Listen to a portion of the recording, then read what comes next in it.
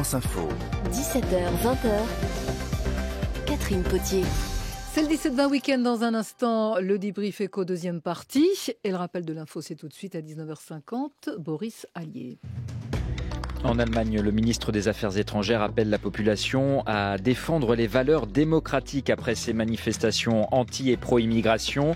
18 personnes en tout ont été blessées en marge des cortèges hier à Chemnitz, dans l'est du pays, conséquence du meurtre d'un Allemand dont un demandeur d'asile est soupçonné. Un concert contre la xénophobie est prévu demain dans la ville. Une dernière soirée de répit avant la rentrée. Les élèves sont attendus dans les écoles, collèges et lycées demain. Parmi les nouveautés de cette rentrée, l'élargissement du dédoublement des CP et CE1, l'interdiction des portables jusqu'au collège ou encore un ajustement des programmes de mathématiques et de français.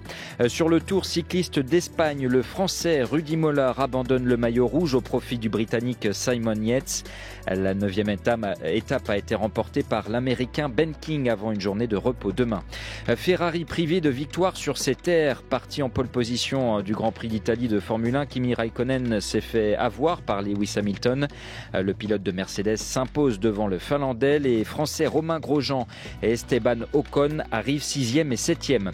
Et puis le tennis, aucun Français à suivre dans les 8e de finale de l'US Open à New York. 2 matchs sont en cours chez les hommes. Nadal face à Basilashvili, Nadal qui a remporté les 2 premières manches. Et puis Dominic Thiem vient de s'imposer face à Kevin Anderson. France Info. Le débrief éco avec celle-ci.fr. Prospection, facturation, marketing, le logiciel de gestion pour piloter l'activité et développer la croissance de votre entreprise. se2lsy.fr.